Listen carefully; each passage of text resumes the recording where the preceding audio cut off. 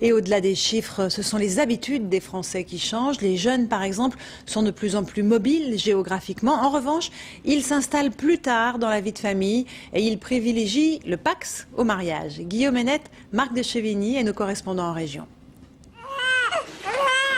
Depuis leur premier cri et jusqu'à leurs 18 ans, les jeunes Français vivent chez leurs parents. Et puis très souvent, une fois le bac en poche, direction les 30 villes de France qui regroupent 3/4 des étudiants. Parmi elles, Montpellier, 500 000 habitants, 8% d'étudiants, c'est 2 fois plus qu'à Paris. Et les élèves viennent des 6 coins de l'Hexagone. Je viens de Toulouse. Moi je viens de Toulon. Comme je viens de La Réunion, moi après j'avais un large choix. Entre 15 et 29 ans, les 12 millions de jeunes Français ont donc un point en commun, la mobilité. Mais la mobilité, c'est quand même une certaine maturité aussi.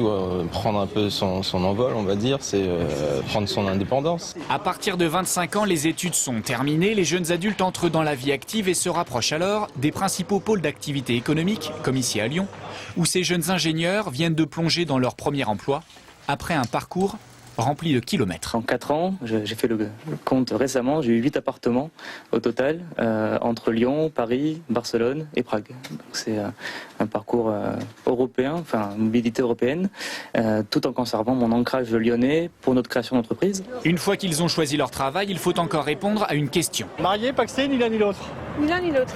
Je suis marié. Pacsé. Pacsé. C'est quoi ces questions-là? Ces questions ont pour objectif de mettre en avant le succès du Pacs, plus 40% en 2008, plus 20% en 2009 et déjà 700 000 Pacs signés en France. Moins de frais en cas de divorce. Et puis non, moins de frais tout court. Et puis voilà, je pense que c'est un pacsage, c'est un commun accord. Il n'y a pas besoin de faire une grande cérémonie pour se trouver qu'on s'aime. Enfin, je sais pas. Le mariage, lui, perd quelques fidèles. Et pourtant, on nous a assuré aujourd'hui que les ventes de robes de mariée se portent toujours bien.